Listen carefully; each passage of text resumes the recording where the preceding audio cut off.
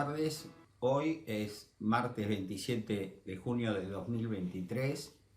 Luego de un par de meses largos, volvemos a encontrarnos. Como ustedes recordarán, cortamos el año que viene estas disertaciones, estas charlas, porque entre otras cosas nos venía encima el Mundial de Fútbol de Qatar y lógicamente nadie iba a mirar estas charlas. Por suerte, aparte que disfrutamos de ese espectáculo, Argentina ganó por tercera vez la Copa del Mundo con una extraordinaria actuación del seleccionado nacional, encabezado por Lionel Messi, el arquero, el Dibu Martínez, y todos los demás muchachos que los nombro a todos y en un cariñoso abrazo les digo gracias, porque un país que está sufriendo tanto por una pésima conducción económica, política y económica, nos dieron una gran alegría. Voy a comenzar hoy la última parte de el dominio español sobre estas tierras, el periodo hispánico de la patria, contando lo que aconteció en la península ibérica con la invasión napoleónica y luego cómo esto repercutió en el virreinato del Río de la Plata. Pero antes de eso, no quiero olvidarme de las noticias del viejo y anquisolado imperio, que ya no lo es, con un hecho bastante curioso para nosotros, como fue la coronación del joven rey Carlos III de Gran Bretaña, de 74 años, y su recatada esposa Camila, que dieron un espectáculo que, a ellos les habrá gustado, creo que a los demás, al resto del planeta, nos ha movido una sonrisa, y no precisamente cariñosa, sino por lo ridículo que resultó esa coronación. Tenían mucho temor en la Gran Bretaña por lo que podían hacer la gente que no quiere más, que tengan en ese país una corona, tener a tantos parásitos, como se los denomina, y esto se demuestra con el desplazamiento de 11.000 policías y 10.000 soldados.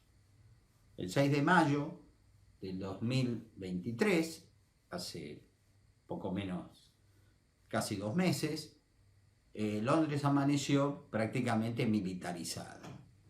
Los grupos contrarios a la corona, al rey, se identificaron con unas camisetas amarillas y al grito de No More Royals, no queremos más realeza.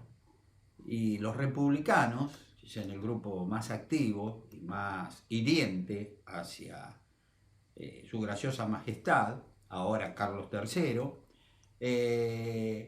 decían que se temía que pudieran hacer desmanes serios. El año pasado, cuando lo proclamaron a Carlos como el nuevo rey de Gran Bretaña, arrojaron huevos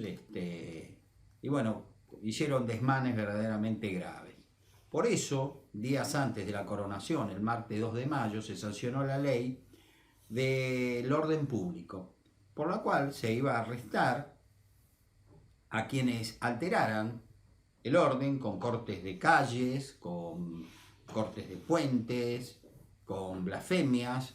La cosa se temía que se iba a poner fea, y por esa razón no escatimaron esfuerzos para, hablando en criollo, asustar al pueblo. Pero esta ley de orden público, sinceramente, a mí me parece correcta, porque viendo las cosas que suceden en nuestra sufrida patria, donde cualquiera corta una calle, una ruta, o comete desmanes como los que acontecieron días pasados en Jujuy, verdaderamente tener una ley que castigue a los violentos, porque una cosa es la protesta, y otra cosa es el vandalismo. Fíjense que esta ley en una parte dice que serán llevados a la cárcel, quienes causen daños significativos a la tierra, a los edificios y o a los monumentos. Hubo algunos que pintaron estatuas de la reina Victoria, fueron detenidos y están presos. Y me parece correcto. Ojalá hiciéramos algo parecido por acá. Ese mismo día nos separó la fecha del fútbol británico y el equipo del Liverpool, siendo local, enfrentando al Brentford, al que le ganó 1-0, mientras una banda militar en el centro de la cancha interpretaba la ahora modificada canción Patria, porque ya no es más reina, ahora hay un rey, Dios salve al rey. Prácticamente no se escucharon los sones de su ejecución, porque el público la abucheó y la silbó en forma permanente. Y los jugadores del Liverpool no despegaron sus labios, o sea, no cantaron la canción. Los del otro equipo, el Brentford, aparentemente sí. Esto demuestra que hay mucha gente que ya no tolera ese gasto ridículo, verdaderamente, de la corona, de tener a tantos miembros de la graciosa majestad, y la cosa por ahora continúa, el circo continúa, pero vaya uno a saber hasta cuándo.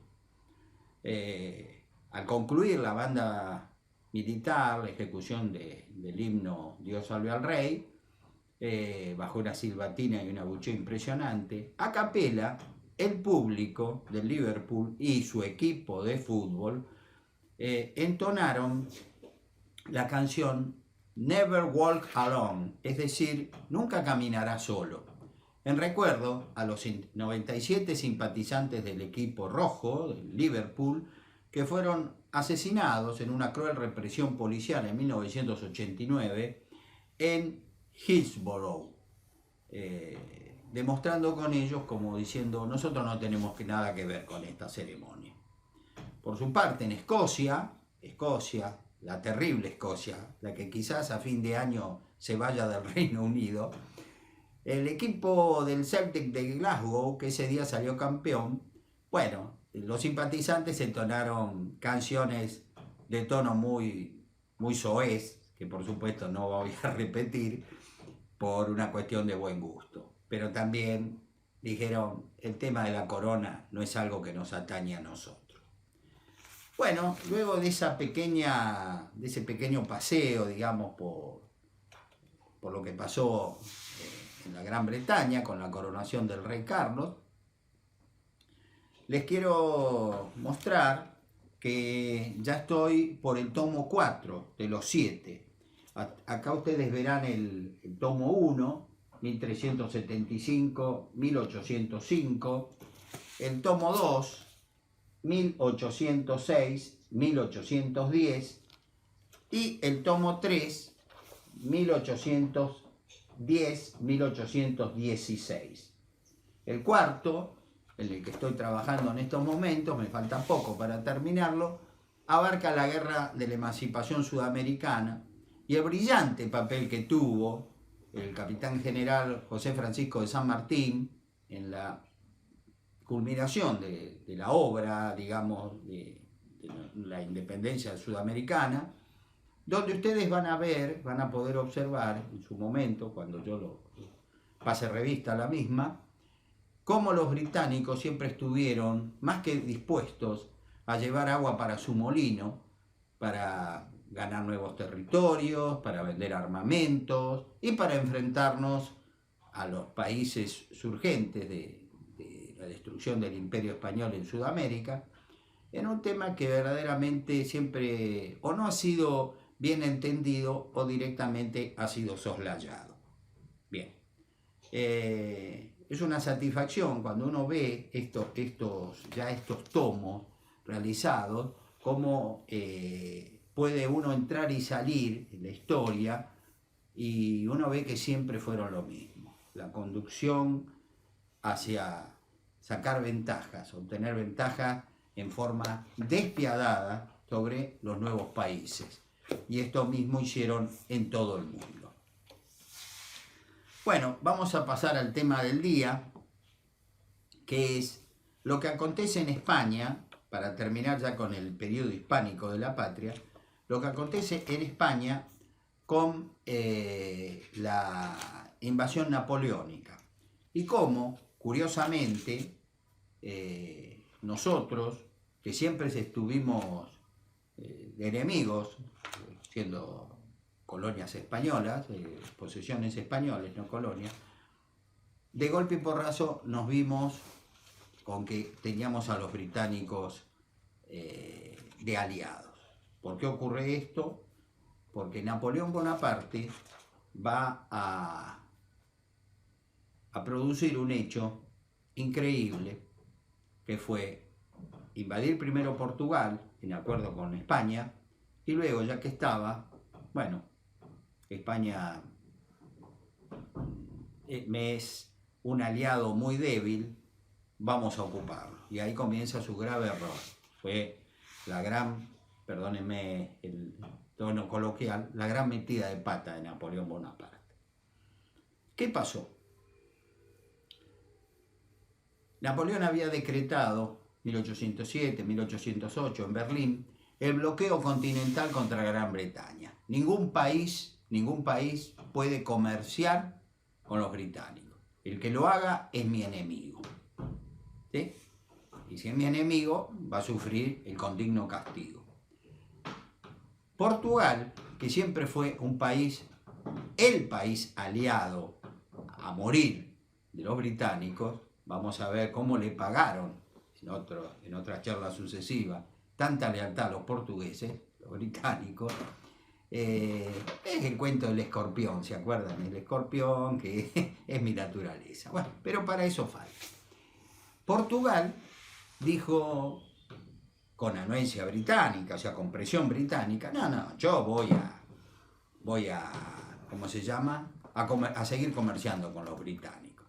Enterado Napoleón de eso, va a ser una cuestión de orden, de ejemplo. Bueno, si Portugal le abre los puertos a los británicos, yo voy a invadir Portugal. Pero de Francia a Portugal hay un país en el medio, ese país se llama España. Entonces, como gobernaba en España, ya lo hemos visto, un rey que verdaderamente era un títere, un gobernante títere, de esos que a veces suele haber en algunos países, incompetente, a Napoleón no le podía negar nada. Entonces Napoleón le dijo, necesito que invadamos Francia y España, Portugal, para castigar a ese país que está desobedeciendo mi orden de no comerciar con los británicos. Carlos IV, el rey de España, y bueno, le dijo que sí. Y así fue que se firmó en París el Tratado de Fontainebleau en octubre de 1807. Por ese tratado, para que España sacara algo, le dijeron, bueno, la parte de abajo de Portugal va a ser tuya, la zona de Algarbes. Y este rey, que vuelvo a repetir, era un títere, un incompetente absoluto, no trepidó en firmarlo. Por supuesto, a raíz de la gran presión que tenía de su primer ministro, Manuel Godoy, que como ya creo que lo he dicho el año pasado, era el amante de su esposa, de la reina María Luisa de España. La cuestión que no le importó a Carlos IV que su hija, Carlota Joaquina, era la esposa del príncipe de Portugal, era la futura heredera del trono portugués. Y bueno, negocios son negocios, yo con Napoleón no puedo hacer nada, así que firmaron. Y ahí se produce la invasión franco-española a Portugal. Portugal, país chico, con un ejército dentro de todo frente a Napoleón, y los españoles poquito podían hacer. los militares portugueses, van a ser derrotados bastante rápido, pero no obstante, los británicos, que fueron los que promovieron de alguna manera esa invasión sobre ese país, se tomaron su tiempo para permitir que una flota portuguesa en la que se querían escapar el rey de Portugal, su esposa, el príncipe Juan y su esposa Carlota Joaquina, hija del rey español, por esto es un entrevero, discúlpeme, yo no escribí la historia, solo la relato, se tomaron su tiempo para permitir la salida de los miembros de la corona española y de 10.600 nobles portugueses rumbo a Brasil. Y no lo hicieron hasta tanto y cuanto firmaron que ellos iban a priorizar el comercio con su graciosa majestad británica.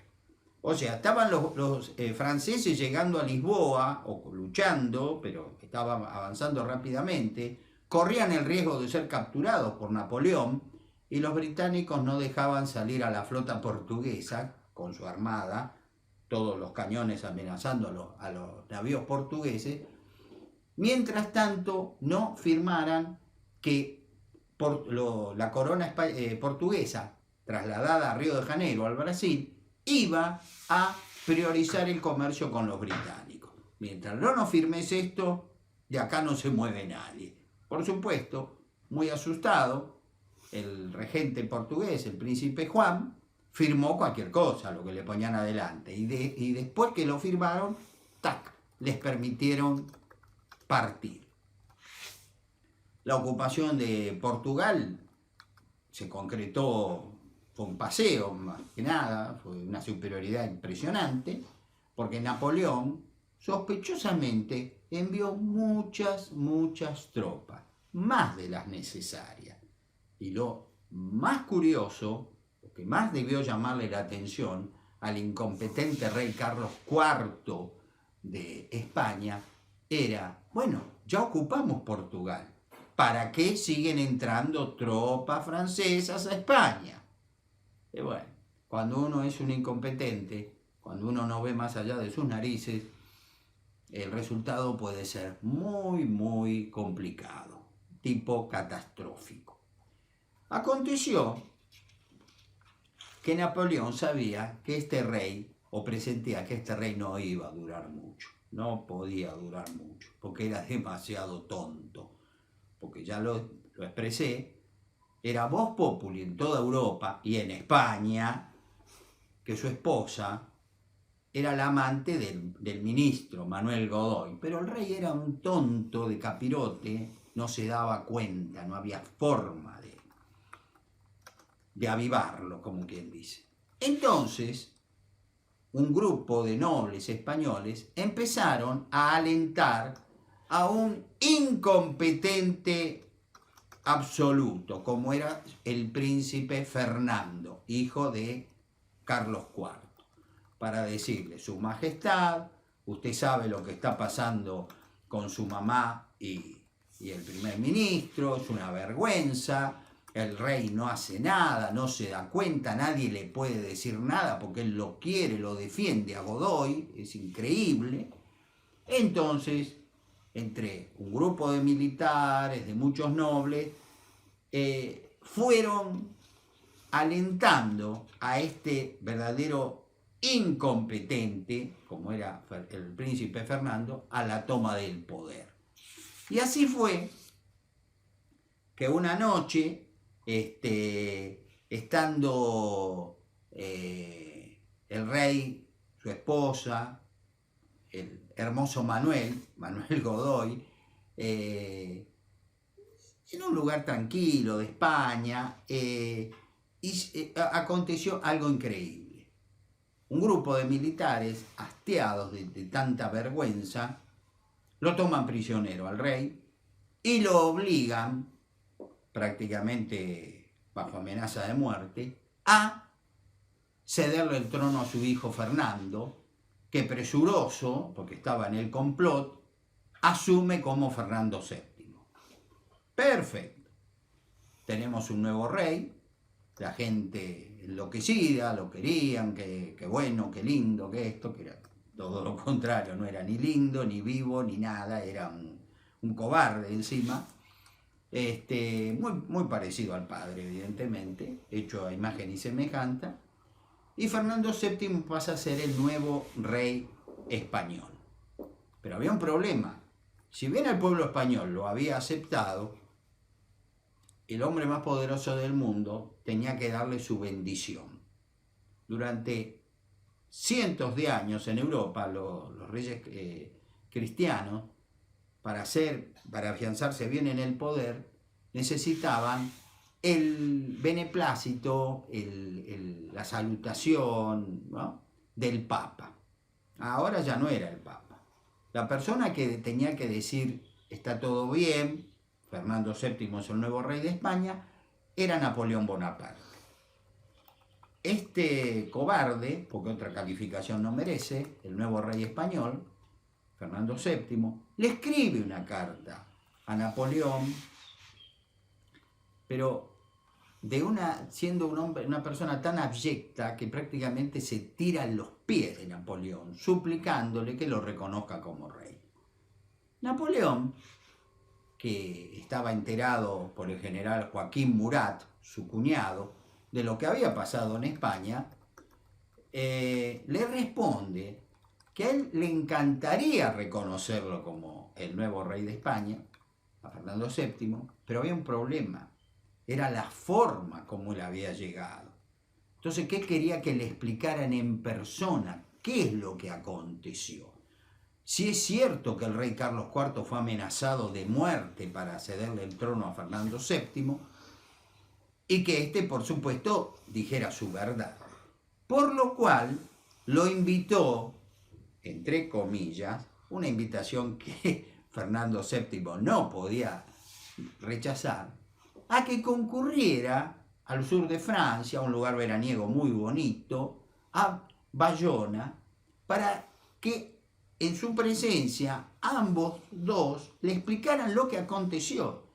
Y si era todo mentira, que no hubo ninguna presión, que Carlos IV estaba cansado de gobernar y le dejó el trono a su hijo, y este lo aceptó libremente, no hubo ningún complot, perfecto, Napoleón le iba a decir, pero encantadísimo, sos el nuevo rey de España. Pero primero venía Bayona.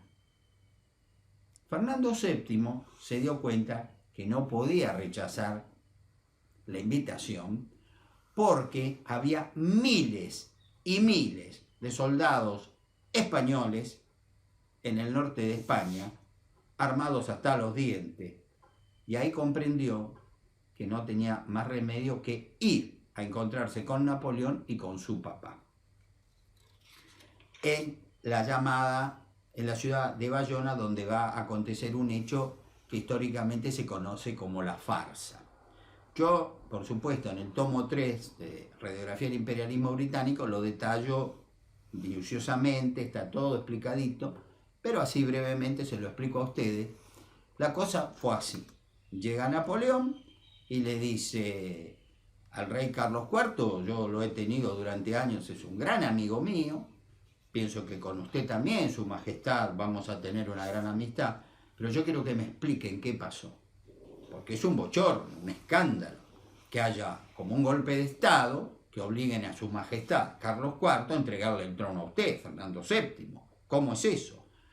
La cuestión que al tenerlo frente a sí, Fernando VII, que se había hecho mucho el gallito, digamos, el hombre valiente que no lo era, y se puso prácticamente como un pollito mojado, diciendo que bueno, que él en sí no quiso, lo obligaron.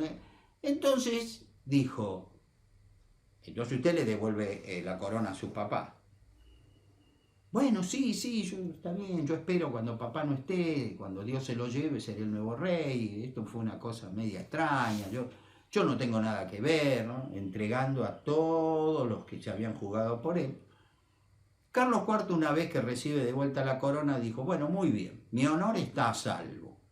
pero yo no quiero saber más nada. Así que, digamos, como que tomó la corona, que no estaba ahí, ¿no?, en la mano, le dijo, Su Majestad, y se la entrega a Napoleón. Nombre usted al nuevo rey de España, pero no a Fernando, ¿no?, porque ese estuvo mal.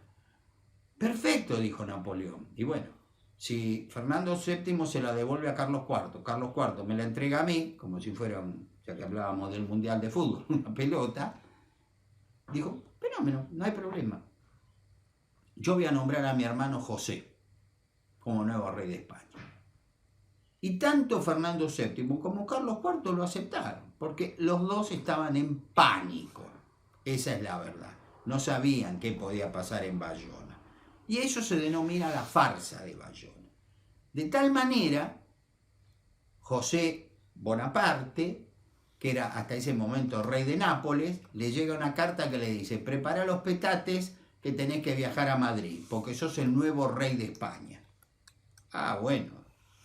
Entre ser rey de Nápoles, que era algo chiquito, y rey de España, que era un imperio gigantesco, José I no lo pensó dos veces y fue hacia Madrid. Lo primero que empiezan a hacer los españoles, cuando este hombre asume, es que no lo podían creer. Y el pueblo idealizó la figura de Fernando VII, como que era un joven rey, era maravilloso, era un valiente, era un hombre muy capaz, lo que era totalmente mentira, pero la gente en su desesperación idealizó en su figura al Salvador de España.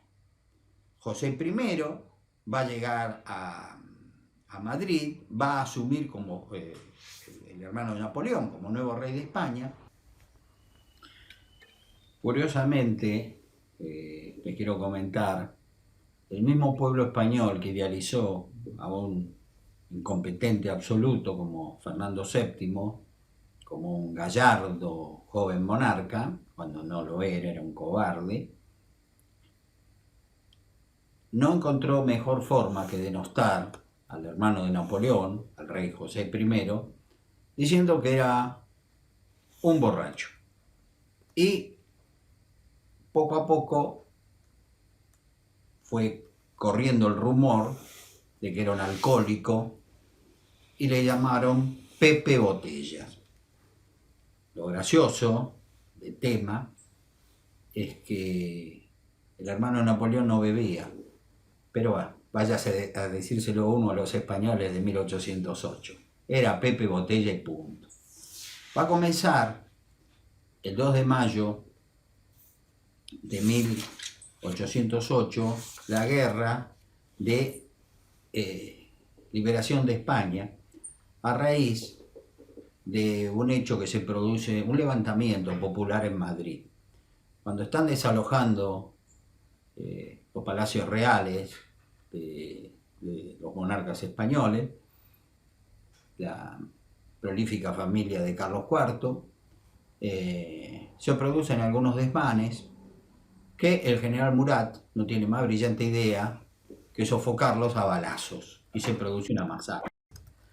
Ahí los madrileños se levantan en armas, comienza la Gran Guerra Patria, 2 de mayo de 1808, y se van a producir hechos verdaderamente terribles, sangrientos, donde las fuerzas de ocupación napoleónicas cometen cualquier tipo de desmanes terribles contra una población desarmada.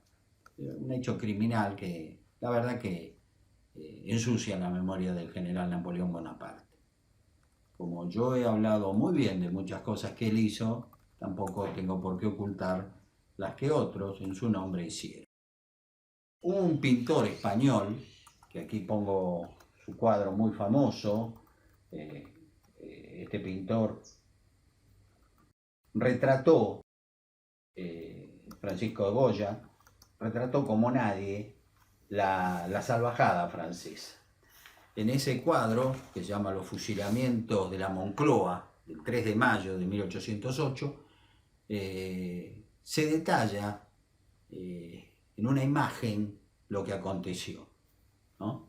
Fue muy sangrienta la revuelta, muy sangrienta, y en España empezó a correr sangre por todos lados en una lucha en la que, curiosamente, se va a destacar un joven oficial de caballería, un capitán llamado José de San Martín, que en un pequeño combate librado en un lugar llamado Arjonilla, va a vencer a fuerzas 4 veces superiores.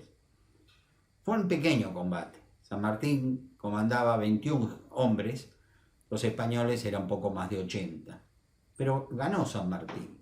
Y lo que va a ganar fundamentalmente es demostrar que las fuerzas napoleónicas no eran invencibles, y fue el primer gran éxito, pese a lo chico, a lo pequeño del combate, frente a las tropas españolas. Y quiero hacer hincapié en esto, primero por supuesto por la admiración que yo siento por el padre de la patria, pero para aclarar un tema que algún trasnochado alguna vez dijo que San Martín se va de España porque no tenía futuro. Por favor, no tener futuro. Hubiera llegado tranquilamente a los más altos cargos del ejército español. San Martín se transforma por Arjonilla en un héroe nacional, porque el parte que eleva el coronel Morgan sobre la pequeña acción de Arjonilla, la Junta Central de Sevilla, que era el gobierno que quedó representando a Fernando VII, que va a quedar cautivo en Francia, luego de la entrevista de Bayona, se publica el parte de Arjonilla y ahí se nombra a la victoria que obtuvo este ignoto capitán José de San Martín. Y en España, de golpe y porrazo, su nombre fue vivado, se hacían coplas populares con guitarras, que todo el mundo tenía que luchar como un tal José de San Martín. Así que eso que decían que no tenía futuro en el ejército español, no saben lo que han dicho. España va a obtener, al poco tiempo de ese pequeño combate, una victoria extraordinaria frente al ejército napoleónico en Bailén, donde vuelve a destacarse el general José de San Martín, y por el valor desplegado en esa acción militar, le fue otorgada una medalla que muchísimos años más tarde, quedó una anécdota de que San Martín, dándole el verdadero valor a las cosas, jugando con sus 2 nietitas, encontró que una estaba llorando y él, para calmarla, le entregó la medalla de Bailén, que a él le habían dado por ese triunfo, y la nena se puso a jugar con la medalla. Llega la hija de San Martín, ve que la nena está jugando con algo, ve, papá, esta es la medalla de Bailén, pero como diciendo, vos estás loco, ¿cómo le das esto a la nena? Entonces se la saca y la guarda, por supuesto, porque es una cosa muy valiosa. Y San Martín, demostrando que por sobre todas las cosas fue un hombre extraordinario y un gran abuelo, le dijo, si no sirve para calmar el llanto de una niña, como diciendo, ¿para qué sirve la medalla de Bailén? Único San Martín, el más grande de todos, no le quepa ninguna duda a nadie, el más grande de los argentinos. Bueno, esa guerra, que va a ser una guerra terrible, va a obligar a Napoleón a enviar tropas y se va a desatar una guerra terrible, una guerra desconocida, en la cual van a ser un personaje que nadie lo tenía en sus papeles, el guerrillero, el hombre que va a pelear por las de él, tras las líneas enemigas, sin tomar prisionero, a sangre y fuego. Si me agarran vivo me van a matar, yo no me rindo, tampoco voy a permitir que sobreviva un solo francés. Y el título de guerrillero, de algo despectivo, se lo dio el propio Napoleón Bonaparte, que la denominó la Petite Guerre, la pequeña guerra. Una cosa es decirlo y otra cosa es lo que fue. La pequeña guerra de pequeña no tuvo nada, y verdaderamente las tropas napoleónicas van a quedar empantanadas en una guerra que él nunca logró resolver, que él nunca va a lograr desatar, digamos, descifrar, ¿no? Por eso esa expresión despectiva del pequeño guerrero, el guerrillero, ahí Napoleón verdaderamente se equivocó de cabo a rabo. Yo voy a hablar de la guerra que se libró en España contra los franceses, pero quiero que entiendan que la primera gran derrota sufrida por las tropas napoleónicas en Europa, reconocida por todos los historiadores militares, fue la batalla de Bailén. Y la batalla de Bailén la ganaron los españoles solos frente a las águilas napoleónicas, porque los españoles fueron soldados muy valientes, muy aguerridos, a los cuales Napoleón tardíamente debió reconocer que al enfrentarlos cometió el peor error de su vida.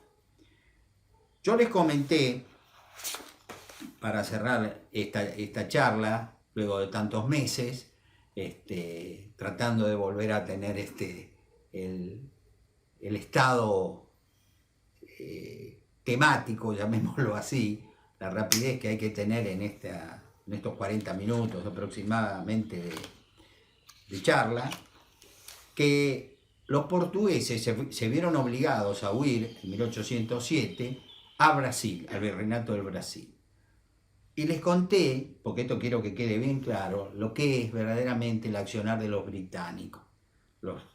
Las tropas napoleónicas estaban llegando ya a Lisboa, iban a capturar el puerto. La corona portuguesa y miles de nobles están en barcos mercantes para huir al Brasil, pero la flota británica se lo impide. Opa, ¿y por qué? Porque había que firmar unos tratados. Y ahora les voy a leer lo que escribió el gran historiador brasileño João Ribeiro en su Historia do Brasil. Cuando Napoleón decretó el bloqueo continental contra Inglaterra, Portugal se alió a Inglaterra. En marcha forzada a través de España, las tropas francesas penetraron en Portugal. El rey, llorando en secreto, aceptó el consejo del ministro inglés, el embajador, Lord Stamford, hombre que vamos a nombrar y mucho en las próximas charlas, y decidió huir al Brasil con su corte. Tradiciones que indirectamente remontan a Tomás Antonio de Villanova refieren que en la noche del 28 de noviembre, Lord Stamford fue a bordo de la nave Medusa y entró a proponerle condiciones muy interesadas al monarca portugués. Porque si no lo hacía, el comandante inglés del bloqueo, Sidney Smith, no iba a dejar que los mercantes portugueses salieran del puerto de Lisboa.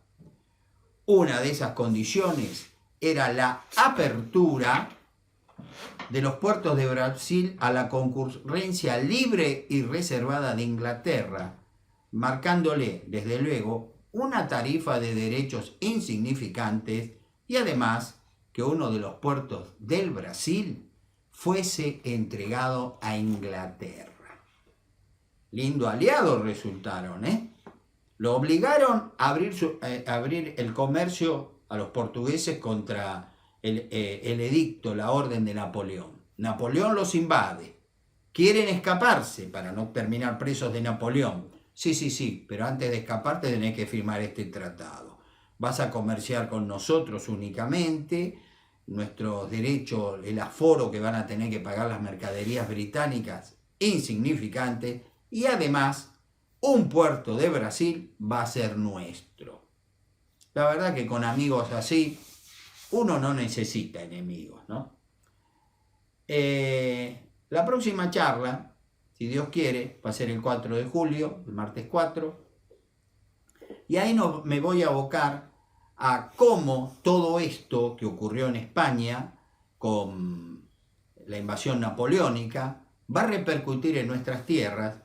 Y les adelanto, entre otras cosas, que se va a producir necesariamente un reemplazo, como fue el del virrey interino Santiago de Liniers, porque lógicamente, si estábamos luchando contra Francia, no podíamos tener un virrey acá que era de origen francés. Y así de tan mala manera se le pagó al héroe de las invasiones británicas de 1806 y 1807. Pero bueno, no nos adelantemos, yo creo que nos quedan 1 o 2 charlas y directamente ya entramos en la historia patria argentina, la Revolución de Mayo. Y les aseguro que les va a causar alguna que otra sorpresa y van a ver cómo nuestros queridos amigos los británicos siempre estuvieron presentes metiéndose para obtener grandes impingnes ganancias, porque esta gente nunca se movió sino era por sus oscuros intereses. Tengan ustedes muy buenas tardes, será hasta la próxima.